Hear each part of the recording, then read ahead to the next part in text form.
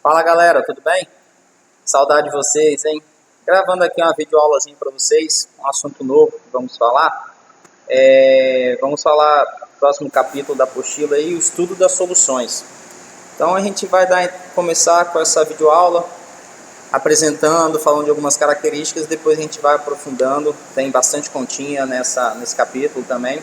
Então a gente vai preparar um momento onde todo mundo vai estar online para a gente poder tirar dúvidas, falar de alguns exercícios, mas a princípio uma videoaula, conceitos, algumas explicações e deixar alguns exercícios para vocês estar praticando aí na apostila, beleza? Então vamos lá, estudo das soluções. Primeiro definir o que é solução. Soluções são misturas homogêneas. Lembra lá daquela classificação quando a gente fala de mistura homogênea, heterogênea? Homogêneas são aquelas soluções que têm aspecto uniforme, que apresentam uma única fase. Então, um exemplo, água e sal. Está aqui nossa figurinha, temos um exemplo aí de água e sal, né? E onde formam uma solução homogênea. Soluções são formadas por soluto, geralmente aquilo que se encontra em menor quantidade, e o solvente, que geralmente em maior quantidade. Mas vamos trabalhar mais com o solvente água, também conhecido como solvente universal, já que dissolve grande maioria das substâncias conhecidas, né? Então, no nosso exemplo aqui, o sal, menor quantidade seria o nosso soluto, e o solvente, em maior quantidade, a água. E aí temos a nossa solução, uma mistura homogênea, já que o sal se dissolve na água, ou se solubiliza na água, correto? Então vamos lá. Soluções, elas são classificadas de acordo com o estado físico do solvente. Se o solvente estiver sólido, solução sólida, solvente líquido, solução líquida, solvente gasoso, solução gasosa. E aí nós temos alguns exemplos, por exemplo, soluções sólidas. Anel de ouro 18 quilates. O ouro 18 quilates ele é formado por ouro, 75% de ouro, e esses outros 25% entre cobre e prata. Então o ouro é o nosso solvente, já que ele se encontra em maior quantidade. Quando a gente analisa o anel 18 quilates, a solução se encontra no estado sólido. Ah, professor, mas é formada a partir de uma fusão, onde eles derretem e depois se juntam. Tá, beleza. Como é formado, eu não quero saber. Quero saber, naquela análise, ele se encontra em estado sólido? Sim. Então a solução é classificada como uma solução sólida, beleza? Soluções líquidas, que é a grande maioria daquelas que iremos estudar. No exemplo da água com sal, solvente e água se encontram no estado líquido. Já as soluções gasosas, aí não tem como, não é só o estado físico do solvente, e sim de todo mundo. Para ser uma solução gasosa, todos os participantes têm que se encontrar no estado gasoso. E aí dentro de soluções a gente fala de solubilidade.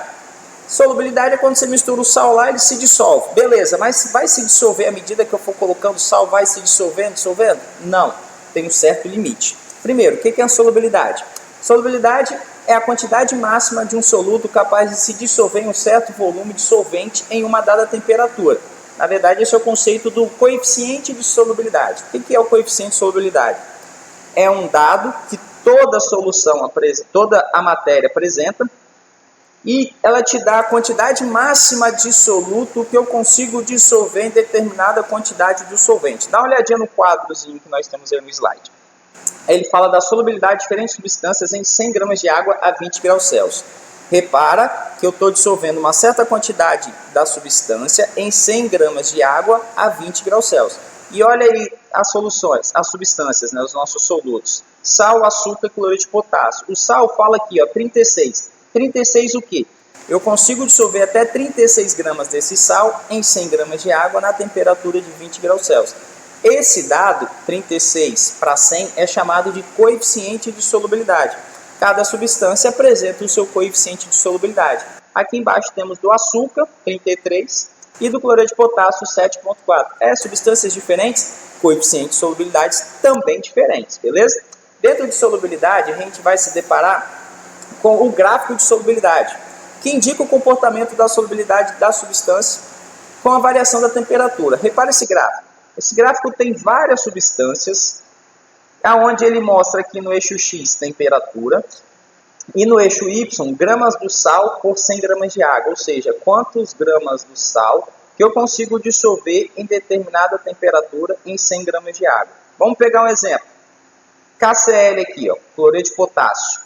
A 20 graus Celsius eu consigo dissolver, você vai pegar aqui, ó, a 20 graus Celsius, temperatura, você vai subir até o gráfico dele. Quando chegar no gráfico, você vai olhar o valor correspondente aqui no eixo Y. E está por volta aqui de 30, vamos supor 30, entre 20 e 40. 30. ou mais até, não sei, alguma coisa aqui. O que isso indica? Que nessa temperatura eu consigo dissolver até 30 gramas desse sal a cada 100 gramas de água. E à medida que você vai mudando a temperatura, você vai também mudando a quantidade de sal que dá para dissolver em 100 gramas de água. E aí você observa o comportamento de vários sais. Uns têm uma elevação muito grande com a temperatura, que é o nitrato de potássio aqui, por exemplo. Já o NaCl, ele nem muda tanto a sua solubilidade com o aumento da temperatura, mas aqui a gente observa que à medida que a temperatura aumenta, a solubilidade do sal também aumenta. E à medida que muda-se a temperatura, muda-se também o valor do coeficiente de solubilidade. Beleza? Classificação das soluções de acordo com a solubilidade. Como assim? Eu vou dissolver lá uma certa quantidade de sal em água. Consigo dissolver mais? Consigo dissolver... ou cheguei no meu limite? A partir dessa ideia de dissolver algo com quantidade soluto em quantidade solvente, eu consigo classificar a solução. A primeira solução é chamada de solução insaturada. O que é uma solução insaturada? Por exemplo, vamos aqui no exemplo direto. Coeficiente de solubilidade do cloreto de sódio é 36 gramas para cada 100 gramas de água. Se você pegar e dissolver 30 gramas de sal em 100 gramas de água, será totalmente dissolvido? Sim. Mas a pergunta é, dá para dissolver algo a mais? Segundo o coeficiente de solubilidade, dá para dissolver até 36 gramas. Como nós colocamos abaixo desse limite, a gente vai chamar essa solução de solução insaturada. Aquela solução que eu ainda consigo adicionar um pouco mais de sal e também dissolvê-lo. Outra classificação é a solução saturada. Solução saturada é quando já chegamos ou já alcançamos o limite de solubilidade do sal. Por exemplo, pegou 36 gramas do sal, NaCl, e botou em 100 gramas de água. Segundo o coeficiente, que é 36 para 100, eu não consigo dissolver mais do que isso. Dá para dissolver? Dissolvemos tudo? Dissolvemos. Dá para dissolver algo a mais? Não, chegamos no nosso limite. Então, se já chegou no seu limite, essa solução que foi formada, ela vai ser chamada de solução saturada. Existe a saturada com corpo de fundo ou precipitado. Quando que ela é formada? Vamos lá, exemplo.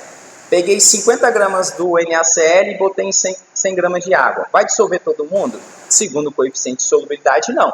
Só dá para dissolver 36 gramas e 14 não vai se dissolver. Você já fez isso em casa. Foi fazer um suco, foi adoçar o suco, botou lá uma quantidade de açúcar, mexeu. Na hora que parou de mexer, você viu que o açúcar estava lá no fundo. Estava a mesma quantidade que você adicionou no início? Não, apenas uma pequena quantidade. Ou seja, você dissolveu tudo que alcançava, que poderia dissolver de acordo com o coeficiente de solubilidade daquele açúcar. Só que o que não consegue dissolver vai aparecer lá no fundo. Quando aparece no fundo, a gente chama de corpo de fundo ou precipitado. Repara que o coeficiente de solubilidade do sal é 36 para 100. Como colocamos 50, apenas 36 vai se dissolver. 14 vão ficar lá no fundo como corpo de fundo ou precipitado. A figurinha aí até mostra, né? Está aqui, ó, a última figura lá. Mostra que ao colocar 50, certa quantidade se dissolve e certa quantidade fica aqui no fundo. Então essa é a chamada também de saturada, porque eu não consigo dissolver mais, porém com corpo de fundo ou precipitado. A última classificação é a solução supersaturada. Não ocorre naturalmente, é necessário um aquecimento seguido de um resfriamento lento e natural. O que seria supersaturada? Super quer dizer acima, né? Então é algo que está dissolvido além do que o coeficiente de solubilidade indica. Por exemplo, pegamos 40 gramas de NaCl, botamos em 100 gramas de água e foi dissolvido totalmente com uma elevação de temperatura. Como eu elevei a temperatura, consegui dissolver mais do que o coeficiente estava indicando para aquela situação. Então dissolvi os 40 gramas totalmente. Se eu fizer um resfriamento lento e natural, o que vai acontecer? O que está além do coeficiente de solubilidade, que está dissolvido além do coeficiente de solubilidade, vai permanecer dissolvido.